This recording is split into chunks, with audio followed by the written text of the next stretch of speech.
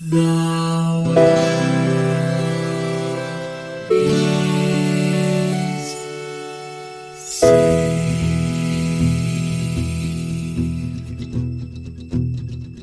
The living room's dark, save for light being cast from the big TV screen and the imminent sunrise that's teasing the one starry sky with whispers of morning.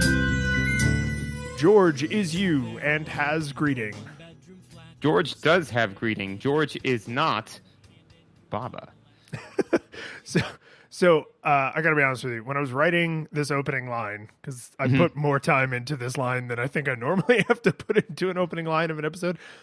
But when I was writing that, all I could think of is the episode of The Simpsons where With Linguo? Bart presses it's the Smokey the Bear, and he presses the button and it goes, "Only who can prevent forest fires?" And there's a button that says you and a button that says me, and he presses you and he goes, "You have pressed you," meaning me.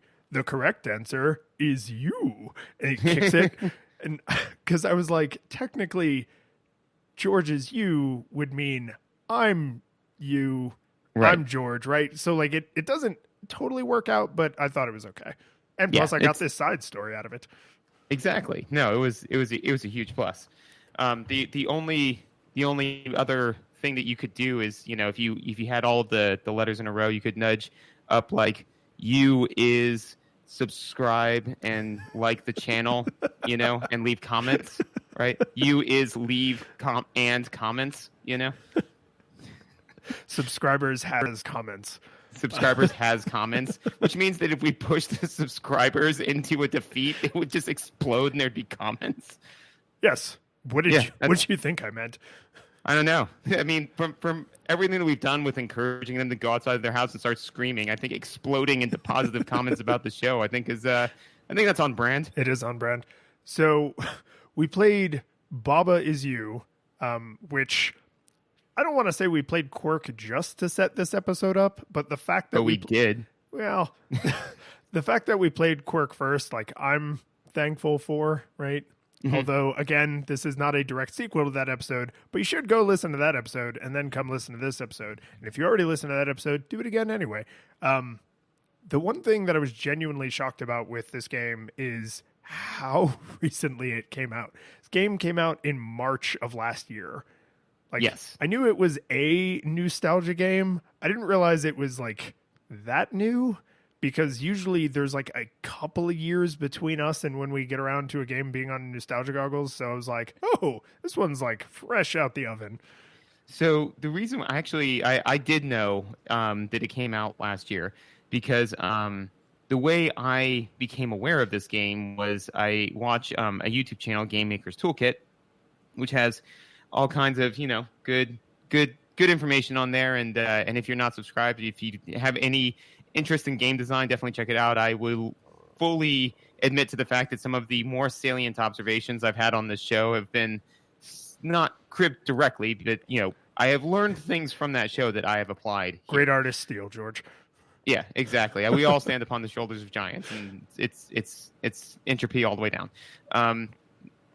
All is true, but no. So basically, on his channel, he did a top games of 2019, and he's like, my number one game is Baba Is You, and I was like, so I'm like doing chores. I'm just kind of listening to this in the background, and so he said it's a Sakabon type game from like this, that, and I'm like, all right, that's fine. And I was like, I know what a Sakabon type is now, but just looking at the video, I could say like, oh, I know what he's talking about, And he said the main difference is, and then he put the main premise of the game in there, and I just immediately paused it and dismissed the video because I'm like, no, I want to play this game, and so that's when I was like, hey, I want to play this game, but I haven't played enough of the genre to really, do a comparison. So then that's when I started kind of prodding us to be like, we should, and to be fair, I recommended that we play Sakabon, and you're like, that's a little, let's play Quirk. And I was, all right, let's do that. It's a little out there for an American audience, right? Yes. Like, if we were in Japan, I would be like, Yes, absolutely. And I apologize. I know we have some listeners in Japan. I'm sorry. Most of our listeners are native English speakers on the western side of the world. But I actually I backed into the exact same story as you from the other direction because I learned about this game from a different YouTube channel, and I was just like, "Oh, wow, that sounds really interesting." But they didn't go very in depth into it. It was just like about a bunch of games. And I was like, oh man, that sounds super interesting. And then we got the listener request for Quirk. And so we played Quirk. And then you were the one who enlightened me to the term, Sakoban like. And then I was like, oh, this is why George wants to play Baba Is You, because this is part of that genre, but it's been evolved in like this really unique way. And I also subscribed to Game Maker's Toolkit. And when I saw the video that included Baba Is You, I had learned about it from another place, so I avoided watching that video until after I had played the game. And then I was like, okay, now like I have my own notes, I formulated my own opinions. And this is actually a weird thing that I don't know if I've ever said this on the show, but like doing Nostalgia Goggles has impacted my YouTube experience, because if I see a video or a podcast or something about a game that I think we're going to play at some point, or that I know we're going to play, then I have to like circle back to it later, which is, I don't know. It's just weird because like YouTube doesn't seem like it should be that serious of a thing, but it's become this like faux academia where I'm like, oh, I can't read that person's paper until I've formulated my own opinions and tested my own hypotheses. Yeah, absolutely. Well, I mean, especially because I think most of what both of us listen to, it falls under the umbrella of like edutainment. Totally. So, I mean, like I'm always like I really love, Kyrgyzstat and SciShow and, and Game Maker's Toolkit and all these different ones. So yeah, when I see a Game Maker's Toolkit that, was talking about like Shovel Knight, I was like, well, and at that point we had already played it. So I was like, okay, cool. I'm interested to see, what this person thought of it, but yeah, there's definitely some of them where I'm like, oh, this is, I mean, like I said, literally I was listening to it and I'm like, nope, I think I want to play this. Stop, let me not go into it with a ton of information or tainted. So before we, go to the top of the hour, the one thing though, that for any of our players, any of our listeners who have not played this game, the main kind of twist on this is, so this is a Sokoban like, which is to say that, it's about moving puzzle pieces around a board to try to get to a goal, so you're moving blocks, moving whatever, right? The main difference though is that there are blocks of words, and moving those blocks into statements changes the reality of the universe in which you inhabit. So if the statement is Baba is you, then you are the little white rabbit Baba. But if you move Kiki in there and it says Kiki is you, then you become the little red Kiki. If you move it to wall is you or rock is you, you become those things. And so the goal isn't to move things around. The goal is to change the laws that you're beholden to in order to solve the puzzle, which is really fascinating to me as a concept. So that's why I really want to play it. Yeah, you play as a Q intern. Like, you don't have all the powers of a Q. You can't just do anything. But like you'll grow up and have all the powers of a Q one day, so you have to be able to change some fundamental laws of reality, just not all of them. I really do imagine that this would be a game similar. This is the Duplos, Q Duplos, where like they would sit a baby Q down in front of this and say like, okay, play this for a little while. It's like, you see what happens when you change the gravitational constant of the universe, and then just builds from there. So I do want to mention, we've got a couple. We have a long running game that's going right now, and I've also been streaming the next game that we're going to record the next time we record. So thank you to people who've been following on Twitch and leaving reviews on the podcasts and all those things. I think this game is a funny example to have me mention people subscribing on Twitch, because I had a very human moment where I decided I am not willing to stream this. I'm not willing. I'm not willing to stare at a screen for 20 minutes making zero progress while people watch. Like I'm just not up for that kind of pressure. If it makes you feel any better, it is exactly as disheartening as you think it is because Teddy saw me play this a couple of times, my 4-year-old son, and for whatever reason, he decided that he loved this game, and he would call it the spooky one because he doesn't know anything about it, and it's kind of spooky, you know, like it's got like a black backdrop, and you know, so Yeah, he'd be like, little white Dada, ghost looking character. yeah, you go like, Dada, are you gonna play the spooky one? And I'm like, sure. So I'd sit down and have my 4-year-old with the exact attention of a 4-year-old sitting there next to me, becoming clearly agitated with me just staring at this screen. And he's like, no, Dada, here. And he would take the controller away from me sometimes. He couldn't solve the puzzle, but like, I don't know, man. Like, I think that you made the right call of not having an audience for this game because then he'd get frustrated and be like, oh, no, you shouldn't do this level. You should do the other one. I'm like, okay. All right, let me just try to get my head wrapped around this one. No, wait, don't do this one, Dada. Do this other one. I'm like, oh, God, this is my hell. Yeah, so good. I'm glad we both kind of backed into the same conclusion from different directions. But so do we jump right into visuals? Visuals for the sake of visuals off the top. The visuals here are very childlike, you know, which I think is kind of interesting. You know, it definitely looks like a child's drawing, you know, like Baba is what looks like a 6-year-old or a 5-year-old would draw a rabbit, you know. The walls are you know, definitely walls, and like the rocks look like rocks, but like the skulls look like childlike drawn skulls. The hearts are just, you know, little crudely drawn hearts, you know.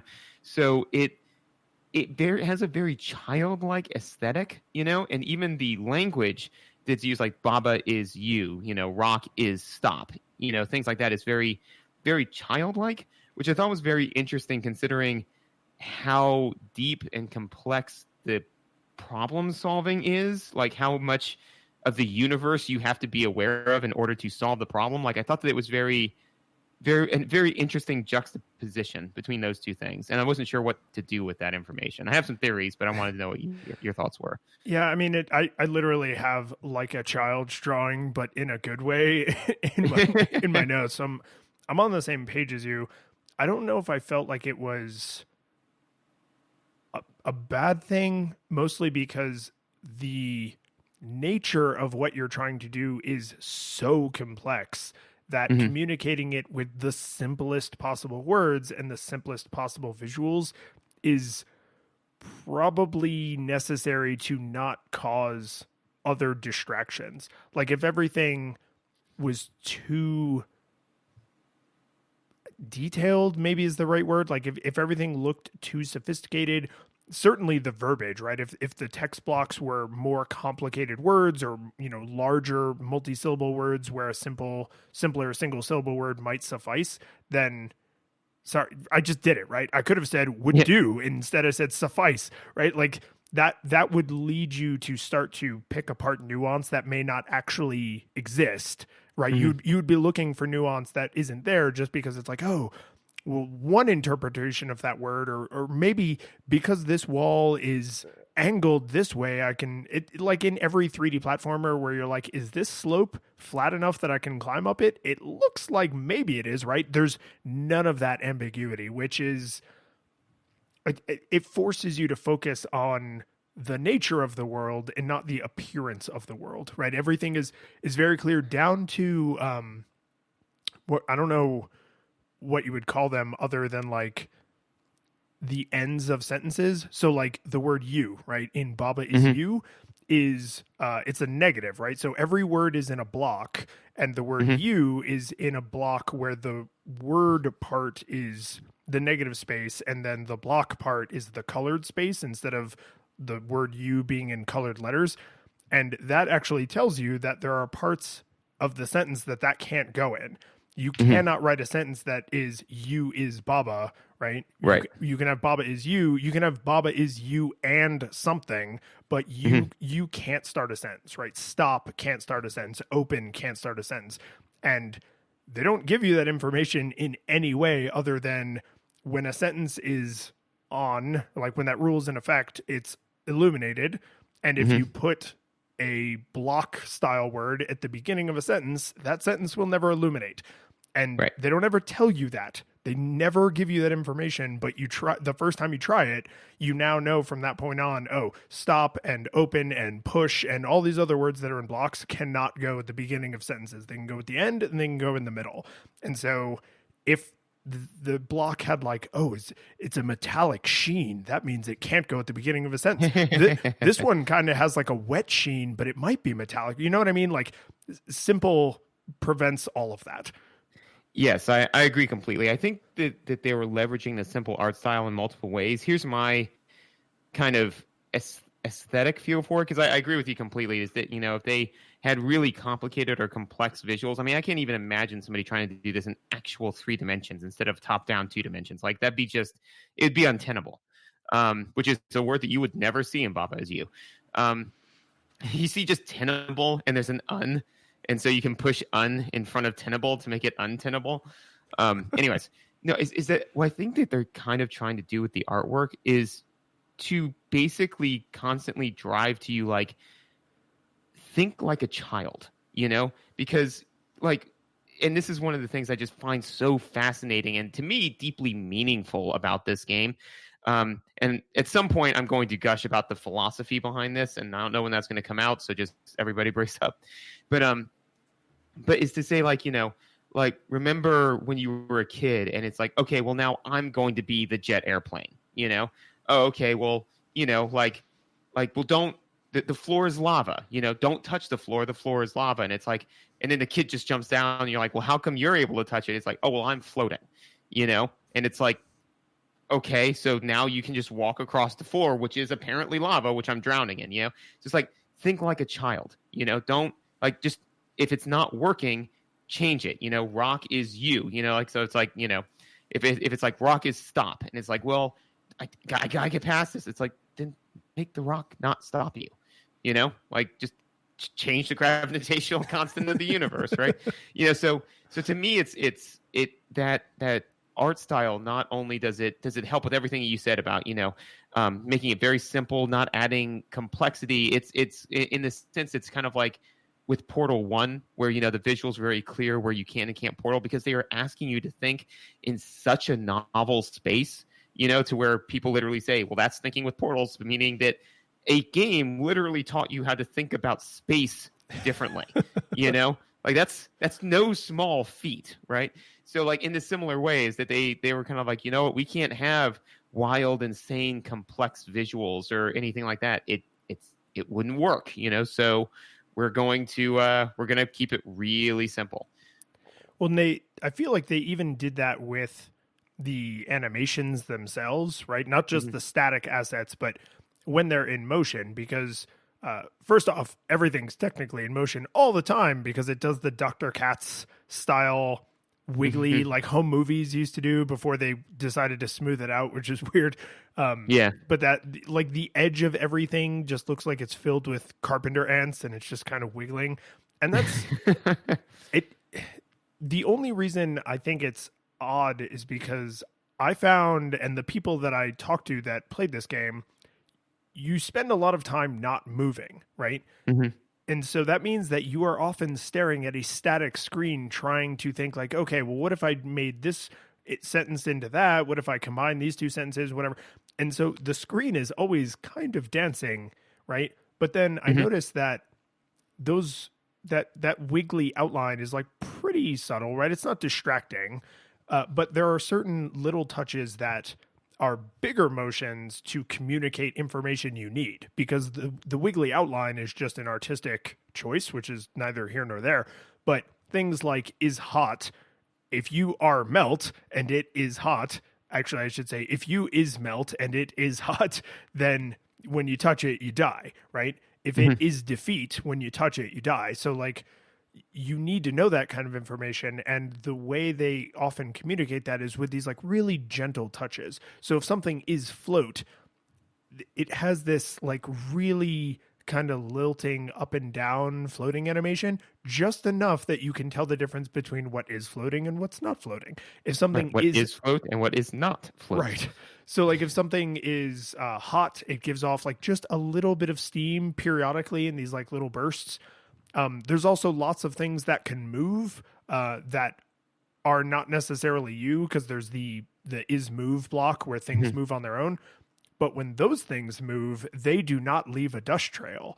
The only things that leave dust trails when they walk is if you, the player, are controlling them. So it's like you can tell when something's moving, like, did I make that move, or is that moving because of a rule? Because if it doesn't leave the little dust trail, then it's not you. Only, you is dust trail. So there's all these little touches, like the little cogs in some of the levels, because they're like factory themed, I guess. The cogs only rotate when there's movement happening. It's like, it doesn't change anything, doesn't mean anything, but it's just this neat little touch to let you know, like, you took an action. Those cogs spun because you moved. Yes, I mean the same thing with like belt, like belt is push, or belt is shift. Yeah, shift. Yeah, exactly. Yeah. The belt isn't just that the animation of the arrows is only moving when the world is moving, and the world only moves when you move, right? So it's like you're not controlling time, but in a way you kind of are. Yes. Well, and one of the things, and this is kind of a gameplay thing, but there is a visual component to it, is that when there is something that is movement sensitive, which is to say that it moves when you move, you don't have to move. You can just push A, and it puts at the top, like, push A to move. So that way you are just advancing time forward a tick. So you don't have to, like, jump back and forth and, like, try to get, it's just like, no, I need time to advance one frame, which I thought was pretty nice. One of the things that they did that I thought was critical with the visuals was that they make it, as a general rule, very clear what rules you cannot change. Simply by where they're located within the stage. So like if wall is stop and that's not, they're like, don't worry about that. Like, wall is going to be stop. It is normally behind a wall where it is just, that is all that is there. It is a 1 block by 3 block area, and all it says is wall is stop. So you just know. So like typically you can see, normally it's like in the top left corner, or it's kind of in all of the corners, but you can quickly scan the level and be like, okay, what rules of the universe can I not mitigate at all? Like, am I just going to have to deal with? Okay, these are the ones I can deal with. What are the rules in my immediate surroundings that are probably the ones that they're going to want me to play with initially, And so, so they do a good job visually kind of spreading out like what words you have to play with. So it gets your mind thinking in the right area of, okay, I've got, wall is stop, Baba is you. Those are 2 locked behind walls. So they're not expecting me to dink around with who I am or being able to move through walls. That's not changing. Okay, so I've got rock is stop, and rock is stop, and I have also push and telly.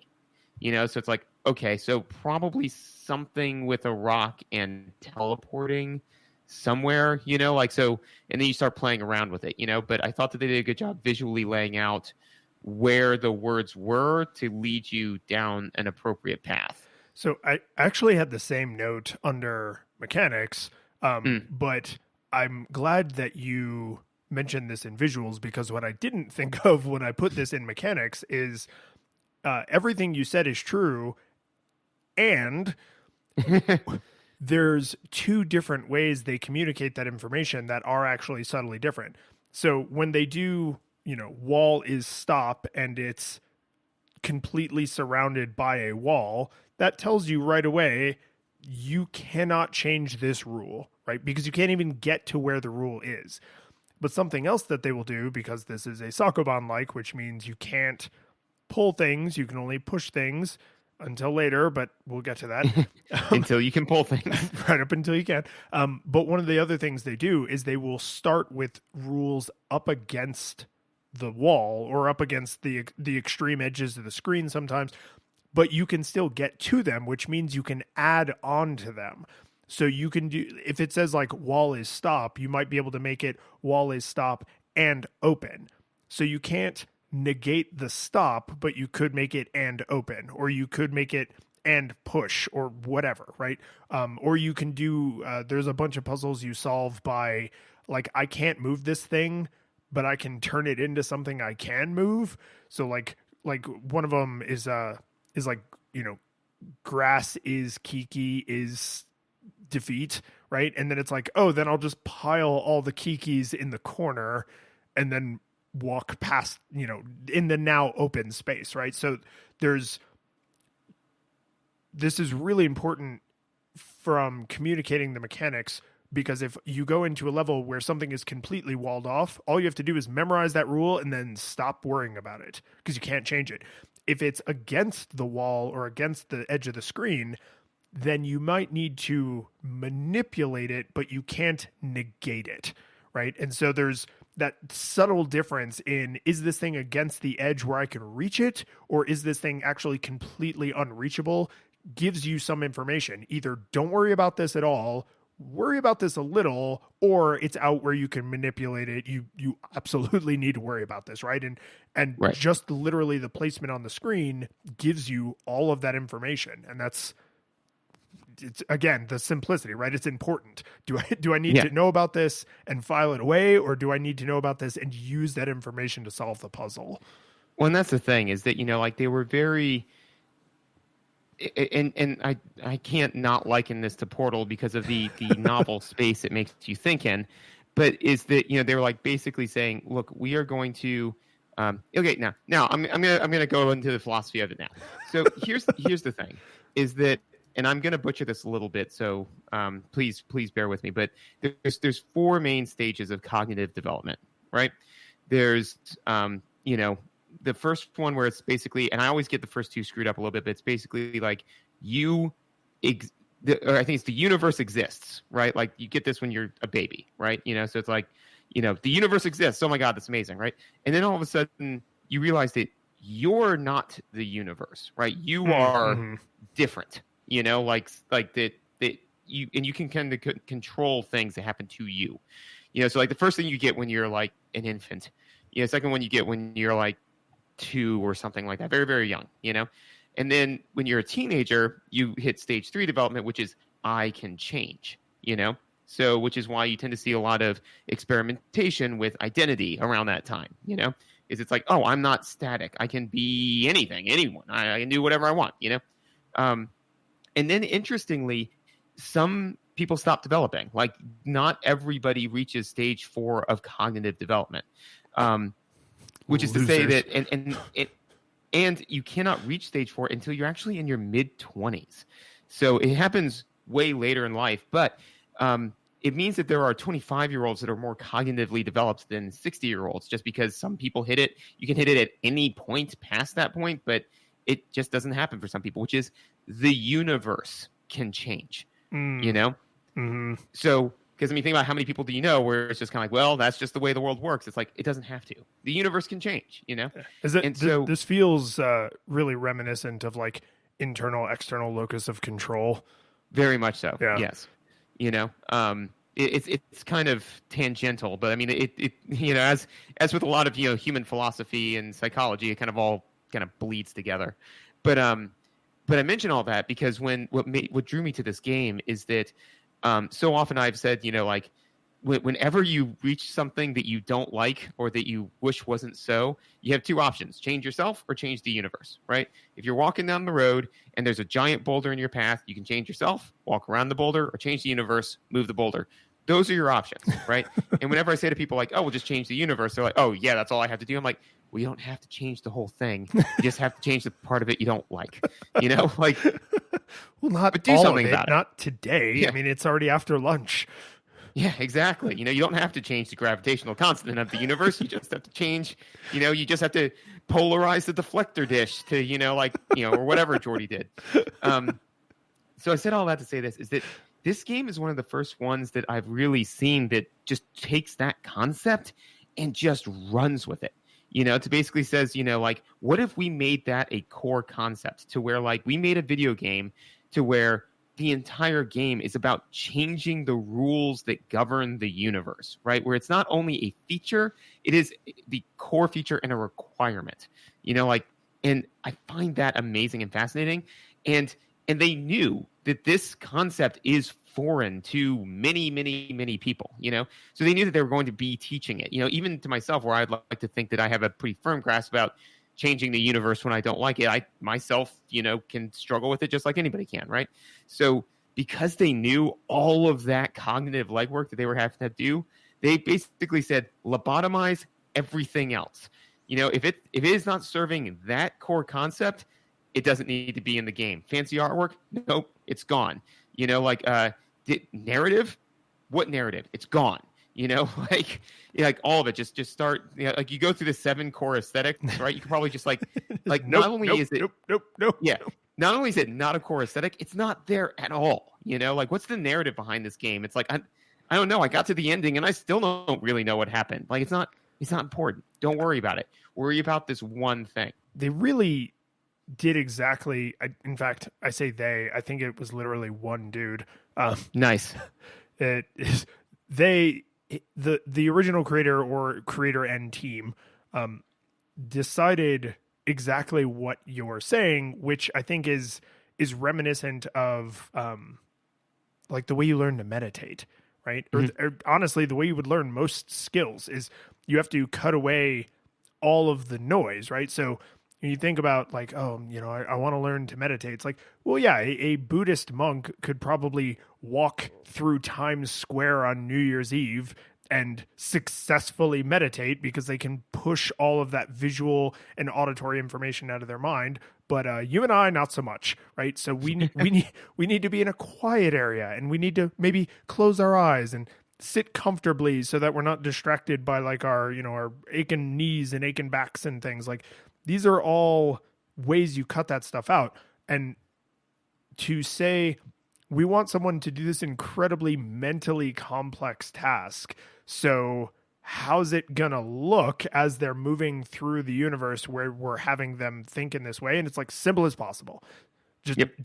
Just nothing that would visually confuse or add nuance where nuance does not belong or distract, right? There's just none of that at all. And in fact, mentioning again the wiggly outline, I literally think that that's there as an aesthetic choice, but it does have the mechanical effect of, I know the game didn't freeze, right? Because otherwise I would be tempted to just like left, right to make sure like everything was still functioning. But because the world is always like kind of gently in motion, it's just a reminder that like the game is still running and you can just take all the time you need to think and everything will just kind of keep wiggling away and waiting for you, right? So the visuals, by not being there, right, by being incredibly subdued to the point of childlike almost being insulting, like, oh, these graphics are terrible, like a kid could have made these. And it's like, yeah, and that's what we needed to accomplish this goal. Anything more sophisticated would actually be a detriment. Absolutely. The one other minor throwaway note that I had on visuals was the pause menu shows all of the rules that are in effect, which is super helpful. I didn't use it a whole lot just because I preferred to kind of scan through the level and like see what the rules were. But I definitely felt that it was good to have, because if there was ever a point where I was like, wait, why did that do that? I could just pause it and then scan through and be like, okay, so Baba is melt and wall is hot. Okay. Because it's like, wall isn't defeat. Why when I hit the wall did I suddenly like pop into nothingness? And it's like, oh, because it's like yeah, wall's hot, but who cares? It's like, oh, okay, because it says Baba is you here, but over there it does say Baba is melt. Okay, now I've got it. So having a place where you can just very quickly press the start button and double check everything that's going on in the universe was super helpful. And yeah, and I won't go too much into the mechanical nature of the two comments I'm about to make, but the fact that rules are illuminated when they are in effect and they are dimmed when they're not in effect is tremendously helpful to also, juggle all that cognitive load. Yeah, absolutely necessary. Totally. And the other thing, which I didn't deal with as much in at least in the levels I got to, because I got the sense that you may have gotten quite a bit further than I did, which is not super surprising. But I don't know about that, man. I did not get as far as I would have liked to. well, some of the levels have what I've taken to call truisms, where it'll say like wall is wall. Mm-hmm. And if you try to make wall something else, you can't. You can't undo a truism. And the way it communicates that is with a big fat red X. So, Yep. so, like if you try, like if wall is somewhere in the level, and then you try and make like wall is ice, then it will literally X out the wall, the is, and the ice to let you know this entire rule is not happening. And I think I may be wrong on this, but I think I ran into this in a level, which is you can undo that with a not. So correct. Yeah. Yes. But you can't wall. Yeah, you can't just literally override a truism. You have to counter a truism. Yeah. Which is wall is wall. Wall is not wall. And then all of a sudden you can start messing with it. But that started to get to the point, and we'll get into it, mechanics where the learning curve just got so steep, and I was like, man, I don't know how much more my fragile self-esteem can take of this mental beating. So I think I'm good, but anyways, we'll get into that. But are you good for audio? I'm so ready to talk about the gentle, quiet, calm, soothing music that barely exists, much like the visuals. Yes. Yeah. No, the music is absolutely nothing to write home about. I mean, I mean, in the sense that, like you said, it's very calm, it's very soothing. I could not hum a word of it to you, but it does not. It's unobtrusive. It's not drawing your attention and honestly, if anything, it just enhances your ability to fade into your own mind and run the trillions of iterations. I mean, I swear to God, I felt like most of the time, I felt like Doctor Strange. Like doing Infinity that. War. I looked into 15 billion potential futures. And I looked into 15 billion different iterations of this game. How many did you win? Just one. Like none of them.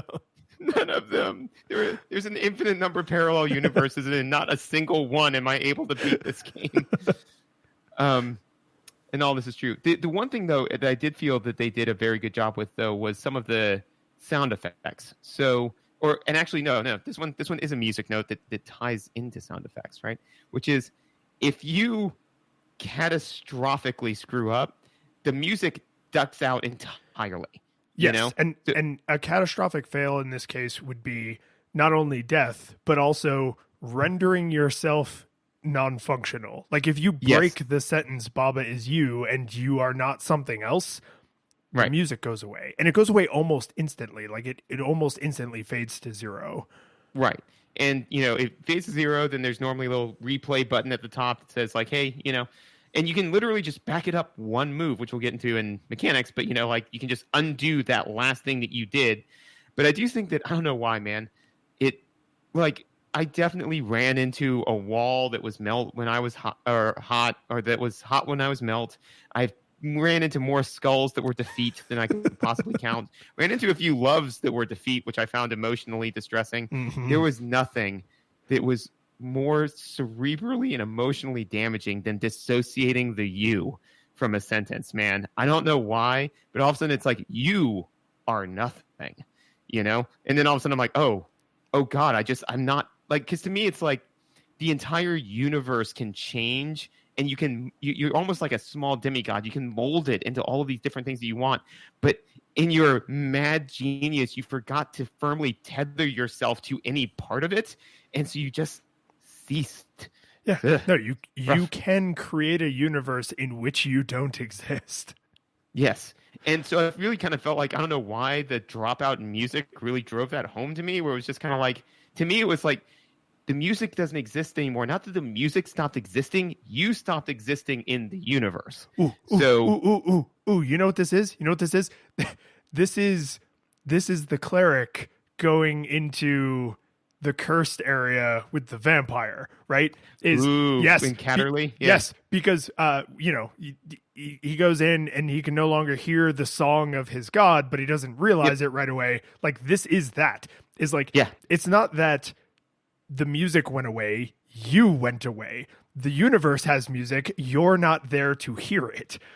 Yes. Yeah. An awesome claret quintet reference, man. Very nicely done. Yeah. So I mean, like, just a little thing like that, but the in-game mechanical service to it is that, you know, in the same way that the whole universe is kind of dancing all the time to let you know that the game's not frozen, this lets you know that the game didn't break, you broke, you know? So like you have now screwed up to the point where there's no recovering, right? You now need to at least back up a move, you know, which I think is a very kind of a clever way to reinforce that. So you're not sitting there like, wait, what's going on, man? Like all of a sudden all of my controls died. Like, I don't get it. It's like, yeah, because there is no you.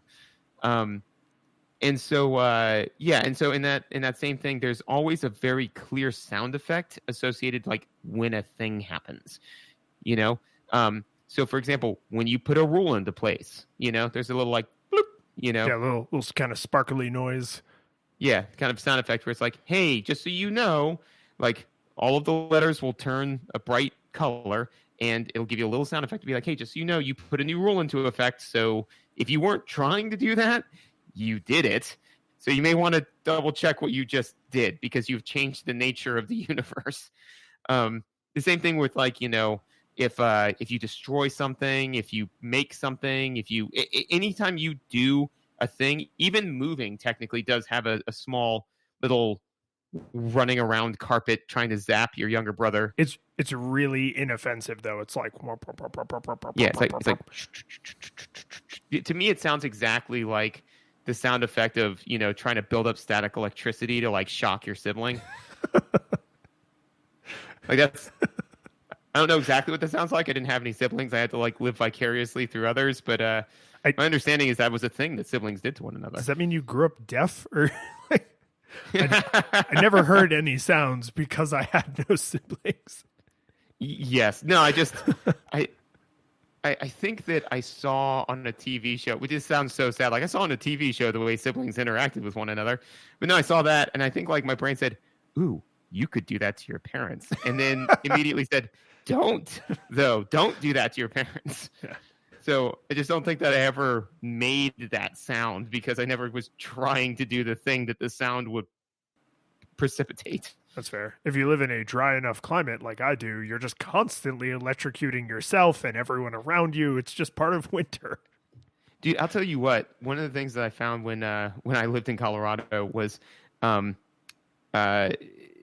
is that, you know, because the worst is when you reach out to grab a doorknob because it's always on your fingertips, and that hurts a lot. So I realized I developed this habit when I was like 13 and just never got rid of it, which is that typically is I will tap a door with my knuckle before I'll open it. You know, it's just like a quick tap and then open, you know, so it's seamless. Like I don't think that most people even know me would know that I generally do that, but yeah, I generally don't touch with my fingertips a doorknob just because of that. So I can give you the adult version of that. Not that kind of adult, but the adult version, which is so that kind of adult. All winter long. Every time I go to kiss my wife, the first thing she does is slap me on the side of the face to discharge the static. So she will literally reach up and just quickly poke me in the side of the face to discharge the static before I give her a kiss. It sounds like you know, like grounding the robot before you like do work on it, you know? Basically, yeah. Fantastic. Do you have anything else for audio? I do want to give my thumbs up actually to the music because I agree with you that it's ignorable and that is probably what they want.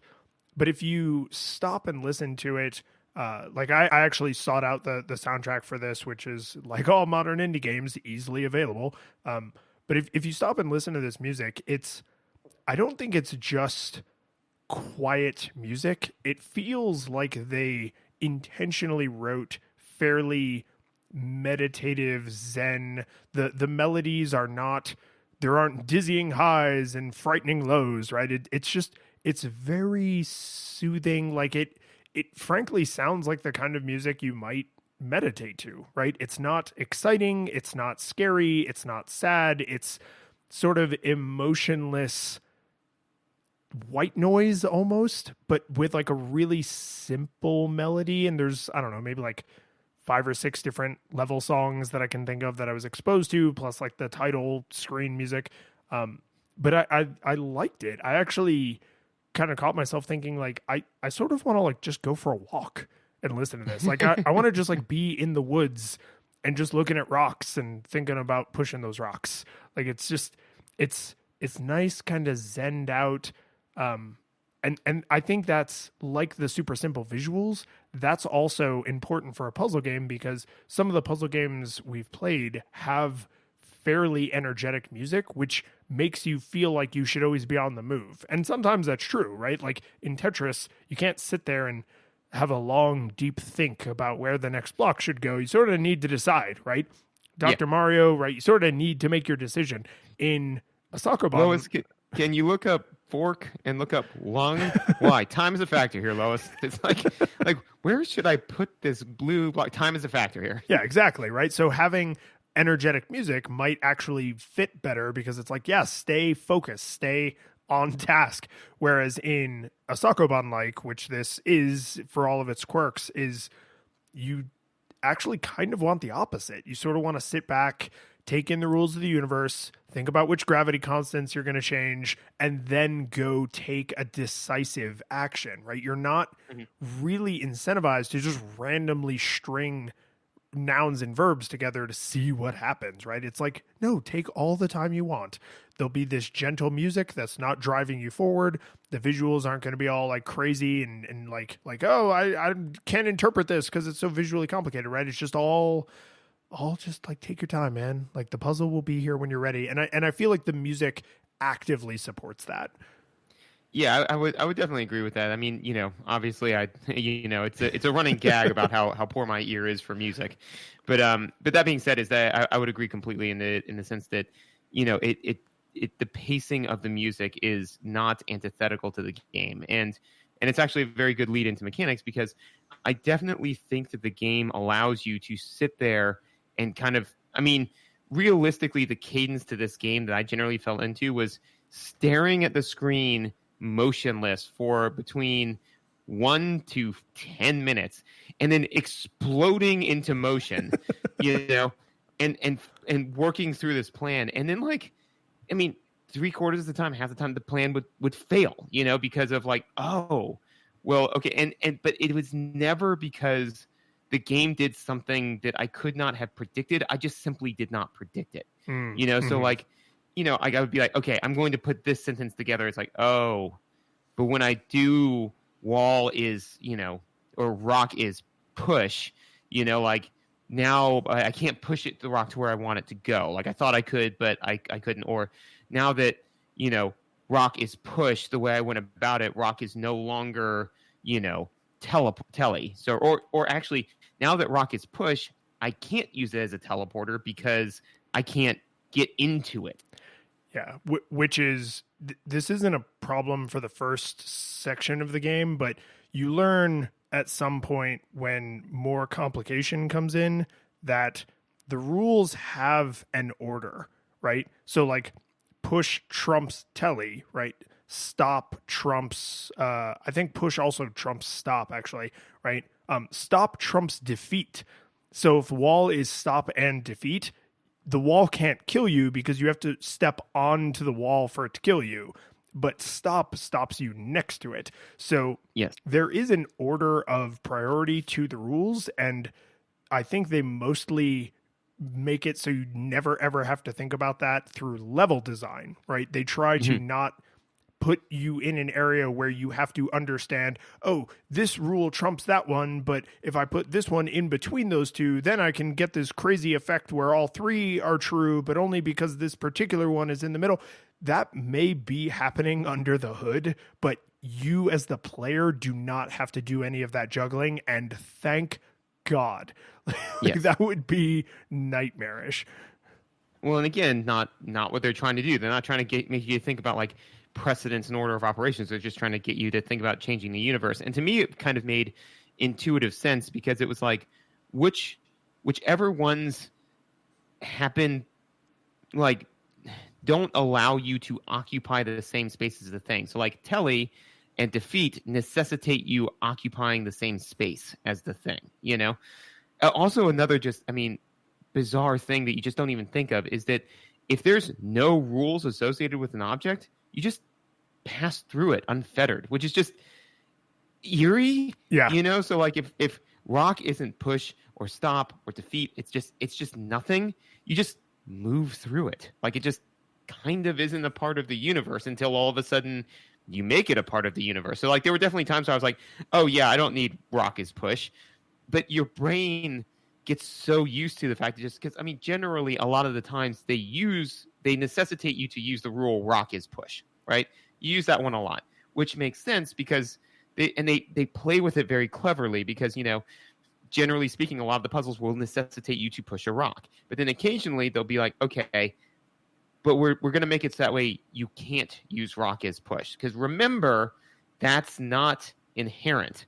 You know, like it's all of the rules are negotiable. So like they'll give you like 3 or 4 where it's like rock is push, and then they'll play on that. They also do an amazing thing with the level design where literally sometimes they will take the exact same level and they'll just make it like it's the level and then the level plus, where they just twist a single thing about it and it completely changes the way you have to solve the puzzle. It is mind-blowing. Like the way that works. Like literally one of them that I remember was the first one where you can like teleport, I think, through love, like love is Telly.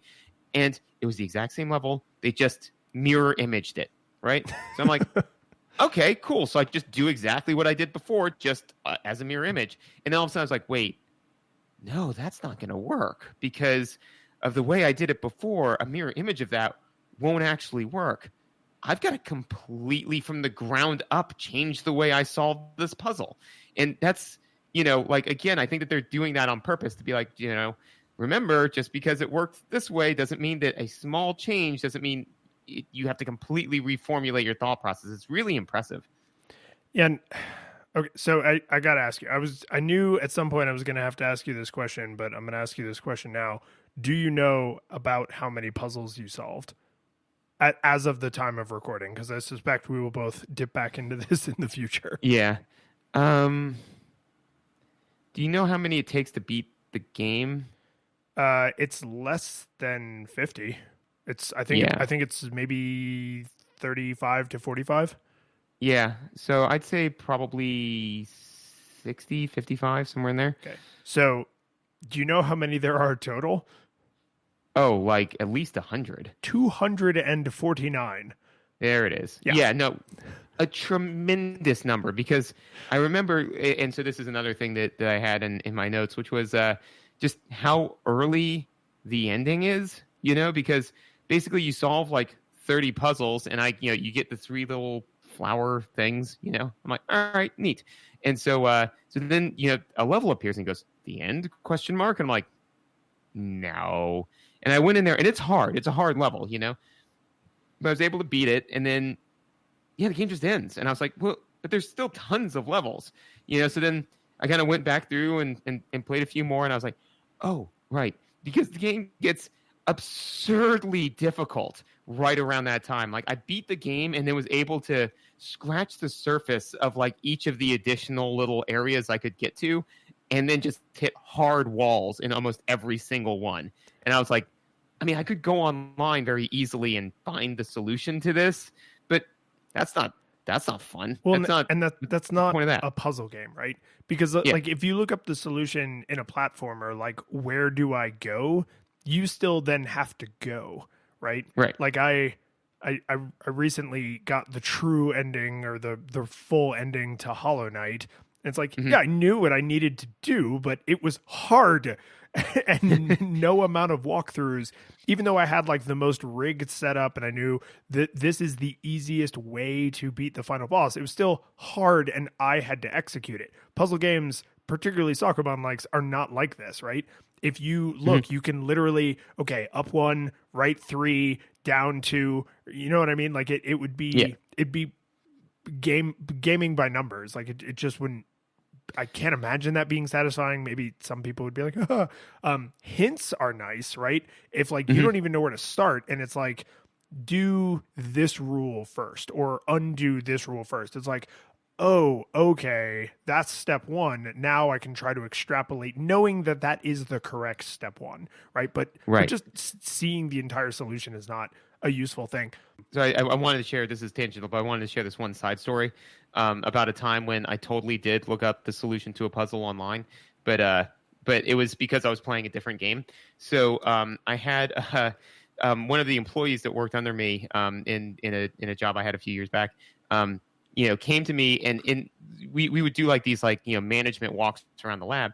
And so in front of a whole host of managers handed me one of those brain teaser puzzles, right? And said, oh, like the kind you get at a Cracker Barrel.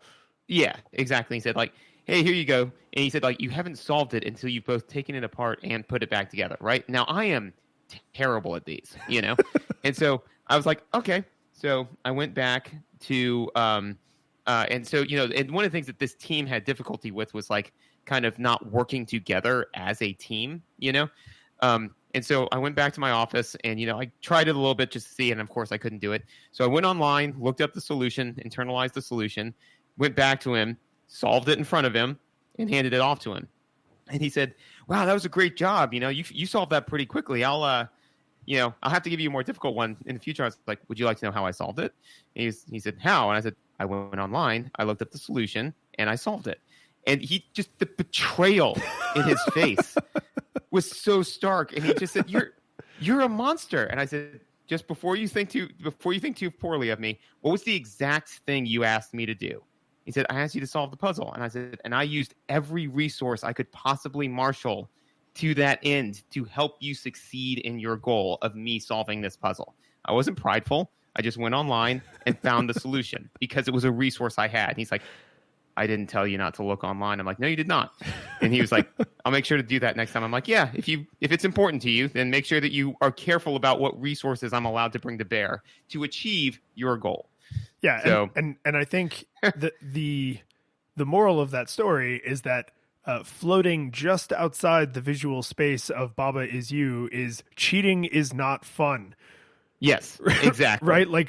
Because we can all choose to live in a universe where that rule is not in effect, but we choose to stay in the universe where cheating is not fun. Because I'll be honest, 3 times of the 50 some odd puzzles that I solved, 3 times I did look up hints, but I never looked up a full solution because I was like, I'm not there yet. If I was going to try and actually do all 249 puzzles, maybe I would get to a point where I was like, no amount of hints will get me through this cluster. But I didn't get to that point where a hint wasn't enough to allow me to extrapolate the rest. Based on the fact that I only got to about, 57 or 58 out of 249, I'm not positive I would have stayed within the hint realm being enough, but I can live in a universe where I believe that that's true. Yes. Well, and also too, I think that, for me, I could imagine looking up the entire solution to a puzzle if I thought this puzzle is an artificial spike in the difficulty curve. So I'm just trying to because the way the game is laid out is that, which I also think is fascinating, is that you beat a level and then you can attempt nearby levels. So sometimes that means it unlocks 3 levels you can try. Sometimes it unlocks 1, but it does unlock levels. So if I said, man, this one level is going to unlock 3 different levels for me, I just can't get it done no matter how many hints. It's like line line homestarrunner.com something.com, if it's gonna be that bad, I may just look it up, but that would be with the idea that the next puzzles are hopefully going to drop in the difficulty curve and I can then just solve them on my own or solve them with a hint. So I could see maybe leveraging that, but I didn't even attempt it because the skill wall is it's made out of titanium, man. Because I wouldn't run in full tilt and I was like, oh man, I stumbled a couple of times, but I'm just stronger because the thing this game does so well is that when you solve it, you feel so smart. Like, oh my God, it's like heroin, you know? I mean, the highs are so dizzying. Yeah. Where No, I'm like, you realize how dangerous dopamine is, and you're like, my body produces a chemical that I can get this addicted to? How is this good design? yeah, yeah, no, because I mean, there would literally be ones where, you know, I'd go, oh, I've got it. And I would like go pull Megan in from another room and sit her down and make her watch me solve, like, look at how brilliant I am. Like, you know, like, you married this, you know, like, you get to have this every day, you know, like, just, and then on the other hand, the failures. Oh man. Like, after you've been hooked on that dopamine, man, I'm like, oh man, come on, just you got any more of that sweet puzzle solving for me, man? Come on, man, don't hold out on me. And it'd be like, no, all you have to do is just figure out how to use move, with, push, and not. And it's like, I know I can do this, man. No, don't change it for me, man. Just give me one more, just a little bit more, man. You know, it was rough, man. So one of the things I cherish about nostalgia games is that we have access to things that are not research because they're part of the culture. So a listener got wind that we were going to be playing this game and sent me an interview with the creator, which is why I think it was either one guy or a super small team. But I was trying to like not deeply internalize every single thing in this interview, but it's an interview about him as a game developer, less like, here's how you solve, you know, puzzle number 85, right? Because that'd be a crappy interview. But two of the things that he said that really stood out to me is, one, when he decided to make a puzzle game, because he's made other video games before, when he decided to make a puzzle game, he was like, I want to make a really difficult puzzle game.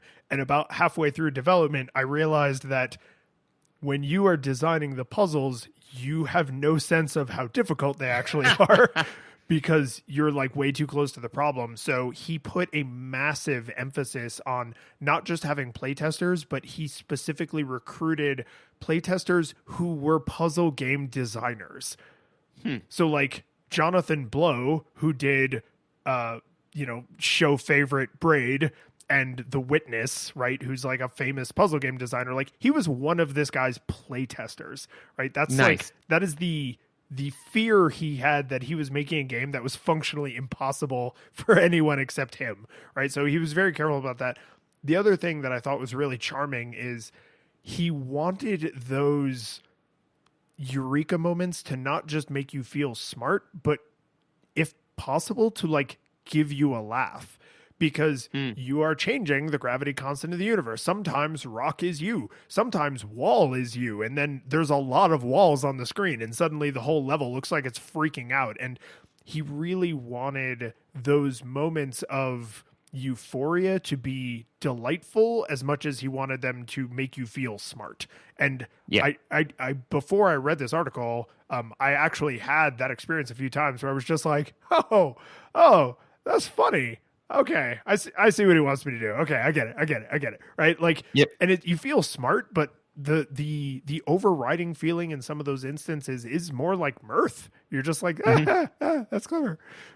Yeah, no, it very much so is very close. I think it is the closest that I have ever been to doing drugs without doing drugs. You know, like where it is just kind of like oh wow, there is a way to because I mean most drugs, it's not the drug that's doing it to you, it's the drug that's forcing your brain to then do stuff to you, you know, like you said, like it's not, you know, the cocaine, it's not the fall that kills you, it's the sudden stop at the end, it's not the cocaine that gets you high, it's the fact that it just jams into your dopamine thing and says, you know, like free all the things, and then it just all dumps out into your body, right? You know, so it's like, oh, so I don't need another chemical to do that, I can just do that to me given the right circumstances, and they found them, and so I'm kind of glad that you know, like I said, I hit the skill wall that I did, because otherwise I'd just be, you know, like with 15-inch fingernails and toenails, just playing Baba Is You in a basement somewhere.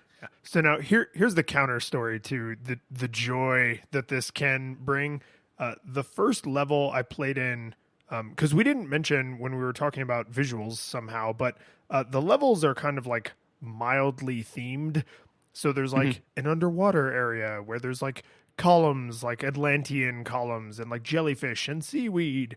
And then there's like a farmy kind of like country area, and then there's like a space area, right? So they all function in basically the same way, but they use the coat of paint, light as it is, to sometimes get your mind thinking in a certain way, right? So it's like some of the space themed levels, even though they're still top down, the layout of the level is as if there is verticality, because that is when they introduce is fall, where things fall to the bottom of the screen, which wouldn't make sense in all of the screen layouts because you're looking top down, and down is not down, right? Down is the lower part of the screen. It's south, not down, right? So like there's this interesting way they use the visuals to communicate, or the theming and the visuals to communicate, like, here's how you should maybe think about the world in a way that will help get you there. And in some of those theme areas is where they also choose to introduce certain concepts in a way that it will seem to fit. And in the space area, I believe, is where they introduce the word empty, where you can be empty. So like empty is you, where you are now all of the negative space of the level. And yes, which I never really was able to get my head fully wrapped around. I couldn't do it, dude. I couldn't. Yeah. That was my dotted I and Jeremy Bearimy. Like I just it completely Tuesdays and also July. Also never. And sometimes it's never. It's true. It just it completely freaking broke me. Like I beat a few of the puzzles that had empty in them, but those I had like more gritted teeth, sweat on the forehead with those levels than any other puzzles. Even puzzles that I had a harder time solving, just thinking I need to manipulate everything that isn't. It was just I need to manipulate not. Yes, it was just a really, really hard thing for me to get my head around. Did you find that like eventually it would get to the point where you would see the word empty, even if it wasn't an in effect rule, and you're like, oh God, I've got to dick around with that again? Yes. Like there were definitely some concepts that when I would see them, I'd be like, oh no, I suck at these. Like, for me it was move. Like I knew you have to like time it so that they move and do something for you. Yes. And so I knew how that worked as a rule. I was so garbage at employing it well, because I'd be like, where do I need to line you up, and like, how do I need to time it? Like, it was just completely antithetical to my thought process. So one of the things, though, actually on the sky levels that you're talking about, the outer space levels, that I noticed that kind of was like an aha moment is a lot of the times the level names can give hints on how to solve them. That is true, but I'm pretty sure the designer thought of that, because some of them are actually counterpoints, and there's no indication that it's a counterpoint. So it's like he's doubly trying to screw with you. Like, is this a hint or is it a not hint? But I do remember with that one, because the first one where fall is introduced, blank is fall, the name of the level is float, and so and so you have to basically get the key across the level by moving the text underneath it. Yeah.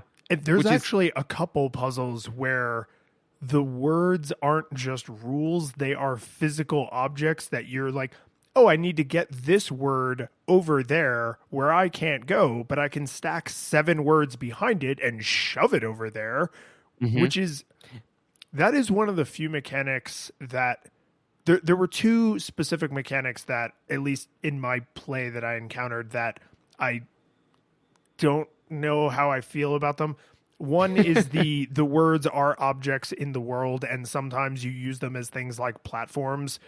And that's, I mean, it's, once you think about them that way, that's okay, but it feels like there's this constant meta rule going on, like words are platforms, and you just have to right? But all of the rules are negotiable. Yeah, but even the meta rules. Yeah, and that like just felt a little weird, because it's like, well, there are times where words can cross over other words, but it's not really supposed to happen. And so that felt a little awkward because it's like this is true except when it's not, but I don't really have full control over when this rule's in effect or not. It's mostly true.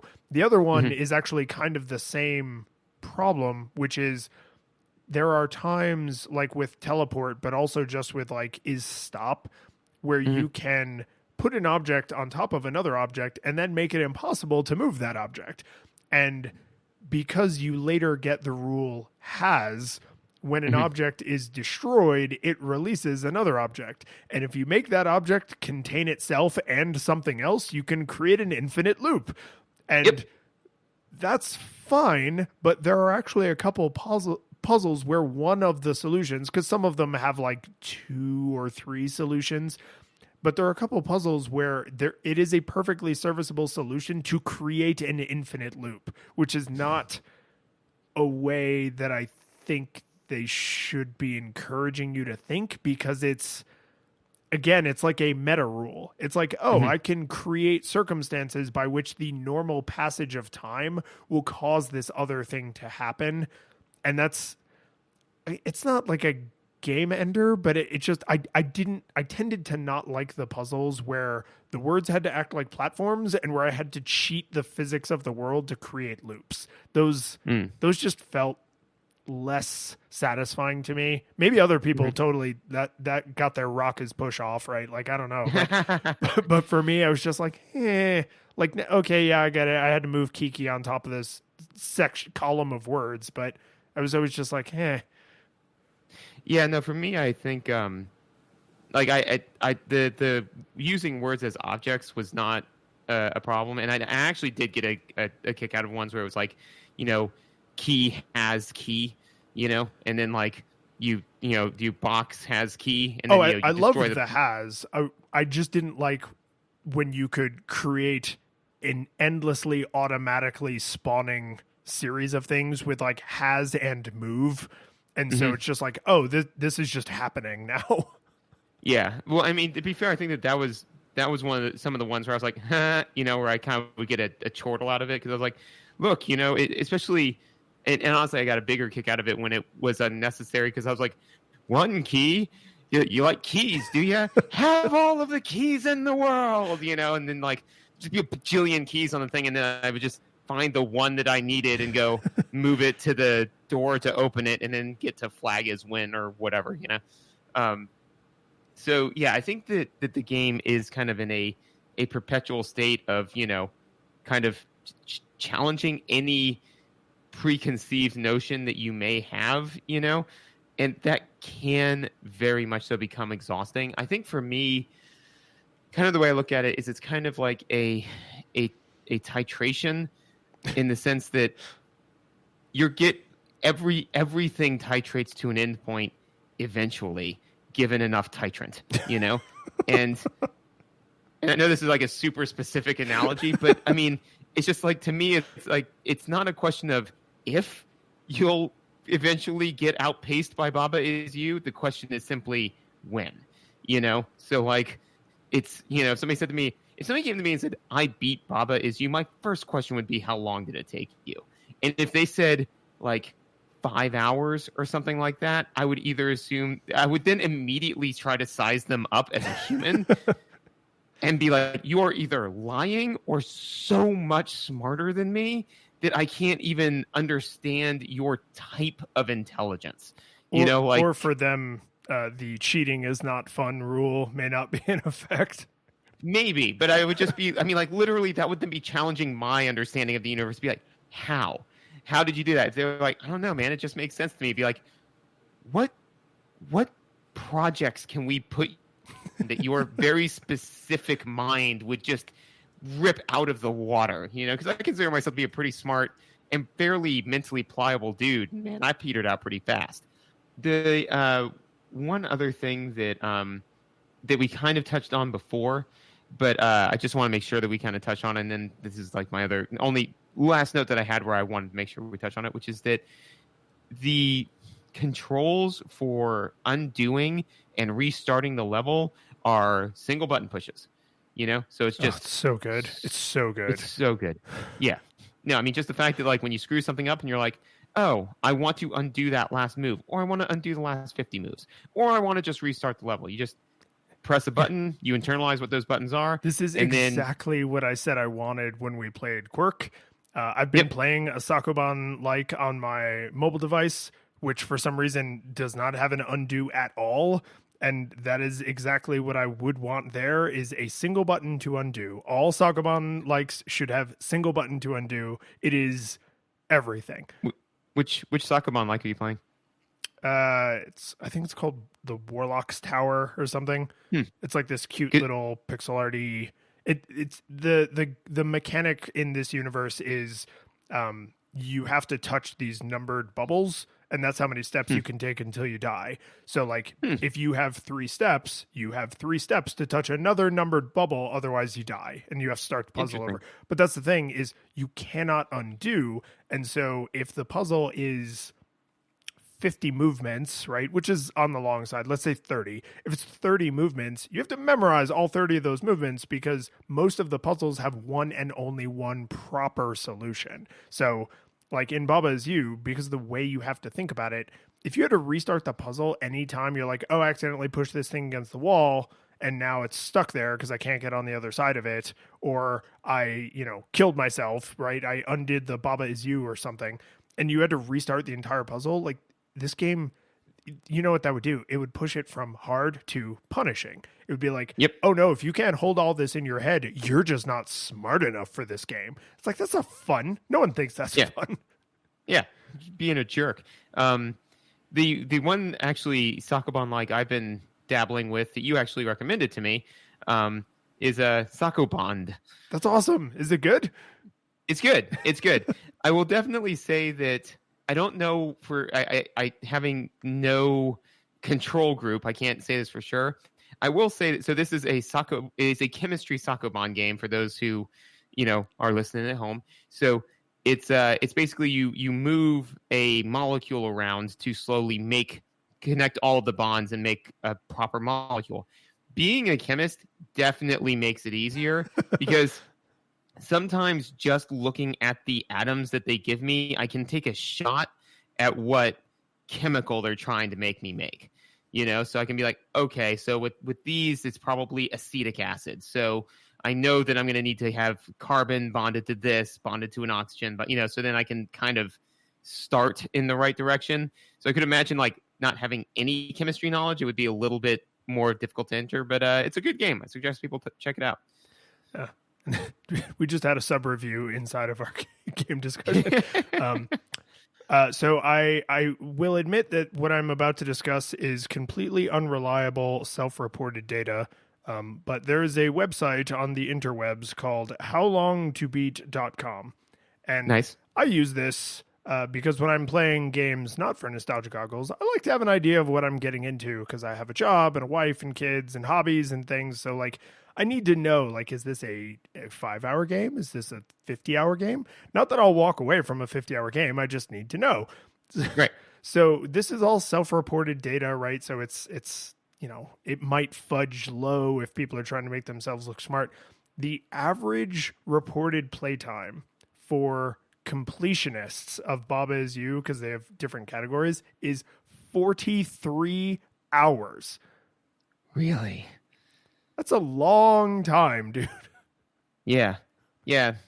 I mean, especially considering that, well, let's see. So 43 hours, right? 200 and how many levels? 249, I think. So 249 divided by, 40, and it was 45 hours, right? 43 and a half.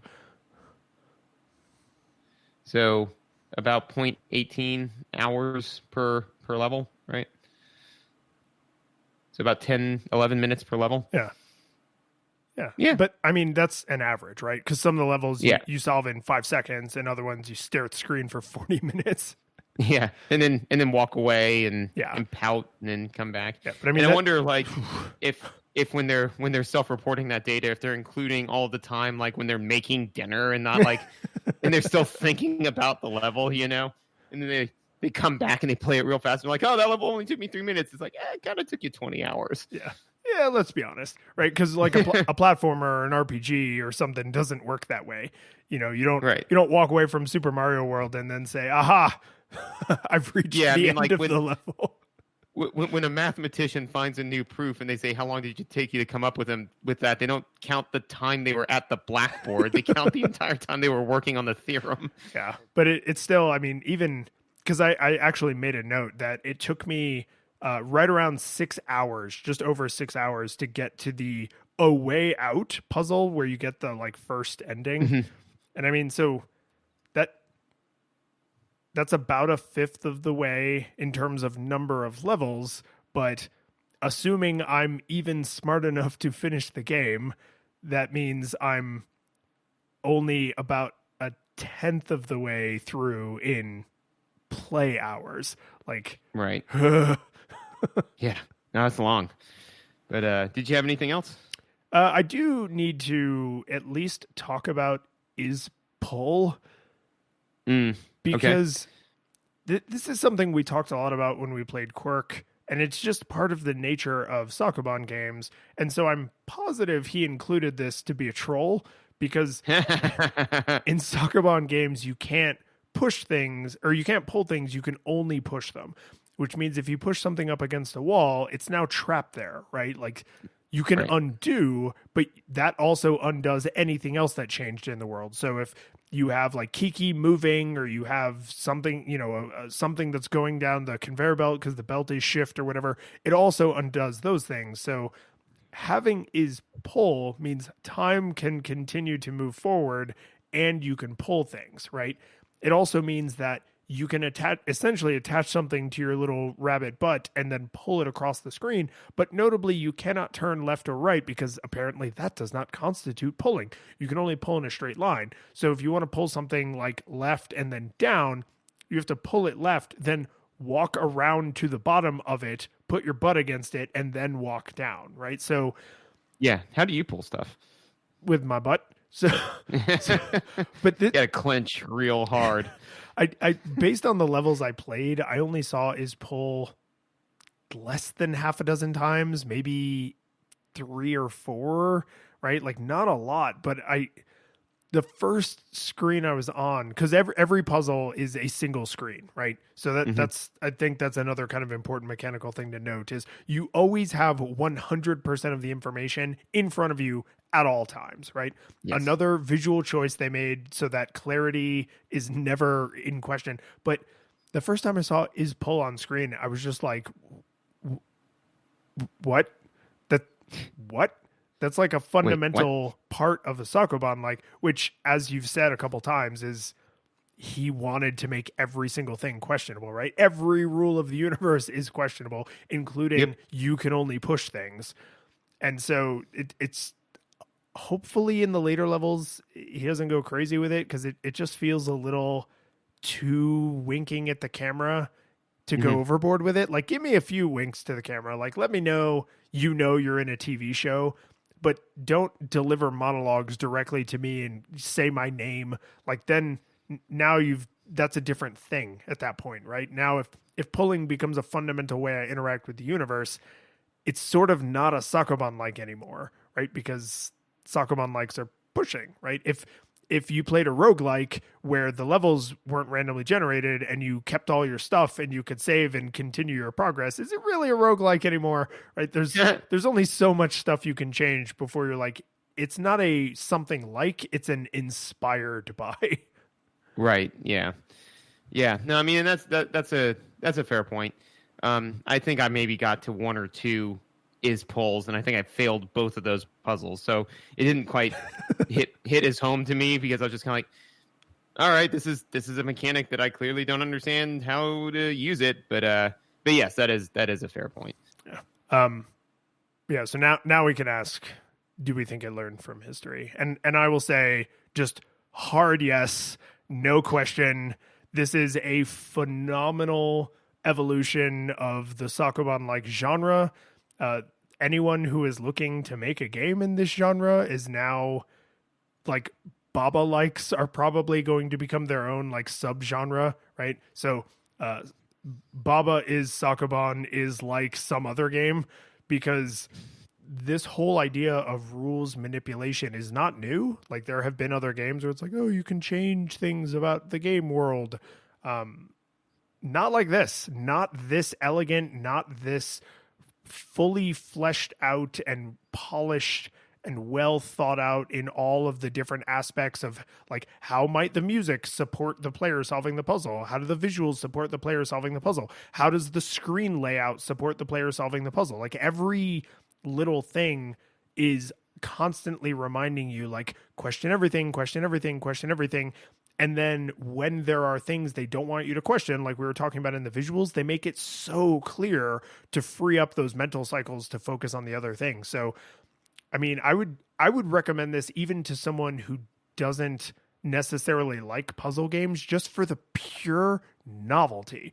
Even if they only got through the first 10 puzzles, I would be like, just play it just for the pure novelty of what it is attempting to do. Even if you hit a skill wall super early on and then you're like, hard pass on the rest of this nonsense, just to say you saw it is, I think, worthwhile, which is not typically something I can say about a video game. Like, just pick it up for 10 minutes just so you could say you did. Yeah. Oh yeah. No, I mean, and for me too, hard. Yes. Like this game is, and again, like, you know, I'm very, very glad that we played it. To me, it's very philosophically important, you know, because again, you know, change yourself or change the universe, you know, and so often games are about, you know, like your own personal skill mastery and, you know, like how much can you jump or turn or contort or shoot or what have you, but to just say like, yeah, or what if you just changed all the bad guys to flowers, you know, or made it so that way when the bad guys, like, imagine if in Mario you could just say like, yeah, but just, it's like, oh man, you know, Bowser keeps hitting me because, or, you know, I keep losing to Bowser because every time he runs into me, like, I shrink. And it's like, well, what if you just changed it so that way when he ran into you, he shrinks, you know, like he takes damage, you know, like you don't even think about that. You just so quickly. And one of the things we said a number of times on this show is that, you know, one of the things that video games do so well is teach us how to learn the rules of new universes and think in novel spaces. But this is one of the few ones I've seen to say like, yeah, and that novel space is, you know, making the universe bend to you. So from my seat, Baba has learned. Baba is good. The curtain falls, the music plays, the credits roll, then it all fades to black, and you're left by yourself. The fanfare is gone, there's no player two there by your side to share victories won. But as you slowly progress down the hall to your bed, a few great events leak back into your head from the time that you spent traversing the land, battling evil, fighting the darkness, just sword in hand. Your memories creeping with the edge of a smile. You realize again what you lost for a while. You're gonna think back much less on how you saved the day.